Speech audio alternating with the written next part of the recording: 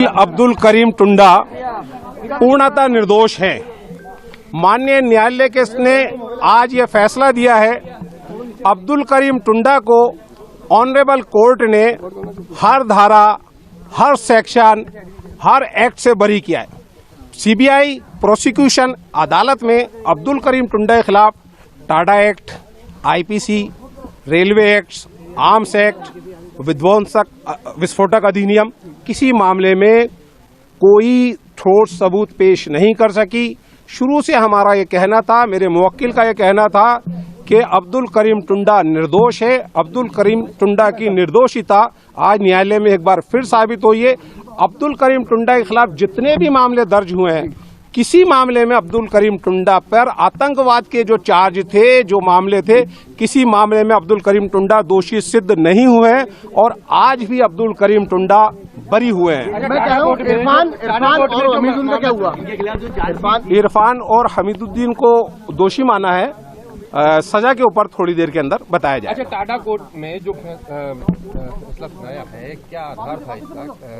इसको लेकर इन्होंने देखिए, संपूर्ण तो न्यायालय का निर्णय आने के बाद ही बताया जा पाएगा, लेकिन महत्वपूर्ण तथ्य यह है कि माननीय टाडा न्यायाधीश राजस्थान अजमेर ने अब्दुल करीम टुंडा को उसके ऊपर लगाए गए सारे आरोपों, अपराधोों से दोष मुक्त कर दिया है, बरी कर दिया है, एक्विटल कर दिया है। आरोप क्या थे? अब्दुल करीम आईपीसी की धारा 302 थी, टाडा एक्ट की धाराएं थी, रेलवे एक्ट की धाराएं थी, पब्लिक प्रॉपर्टी डैमेज एक्ट की धाराएं थी, सार्वजनिक संपत्ति को नुकसान पहुंचाने का था, अवैध हथियारों का, विस्फोटों का और उनका सारा। और सबसे बड़ी बात ये कि सीबीआई ने इस टोटल मामले को लेकर के अब्दुल करीम टुंडा को बेस बनाया था और बेस ये बनाया था कि साहब अब्दुल करीम टुंडा ने सभी मुल्जिमान को बम बनाना सिखाया और अब्दुल करीम टुंडा के से प्रेरित होकर के इन लोगों ने विभिन्न ट्रेनों में बम रखे। अब्दुल करीम टुंडा को ऑनरेबल कोर्ट ने बरी कर दिया है। दौरान आर्गुमेंट सीबीआई के वकील साहब कई बार ये कहते थे, इस पूरे मामले में अब्दुल करीम टुंडा मास्टरमाइंड और हीरो है। लेकिन मास्टरमाइंड और हीरो बताते थे।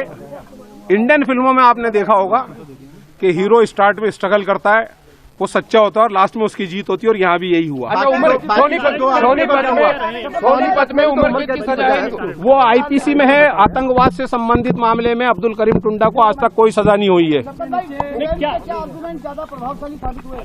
वो निर्णय आने के बाद मैं आपको संपूर्ण बता पाऊंगा, लेकिन हमने माननीय न्यायालय के समक्ष ये अपनी बात पूरी तरीके से रखी थी कि अब्दुल करीम टुंडा के विरुद्ध कोई भी डायरेक्ट एविडेंस नहीं है, कोई इन्वेस्टिगेशन नोट ऑनरेबल कोर्ट में नहीं आया, कोई कन्फेक्शनल स्टेटमेंट नहीं आया, कोई सप्लीमेंट्री चार्जशीट नहीं आई, किसी गवाह ने ये नहीं कहा। सीबीआई के कुछ गवाहों ने तो इतना तक कहा है कि हमें इस प्रकरण में अब्दुल करीम टुंडा के लिप्त होने के लिए इसका नाम या जानकारी किसी गवाह ने नहीं दी, इसके खिलाफ कोई सबूत नहीं था। उम्र कैद का कोई मामला? उम्र कैद का भी मामला था ना। टाडा एक्ट में 302 में उम्र कैद तक की सजा होती है ना। इसमें सभी सब धाराओं में बरी कर दिया है। हत्या के आरोप से, विध्वंसक अधिनियम के आरोप से। बाकी दो का क्या हुआ?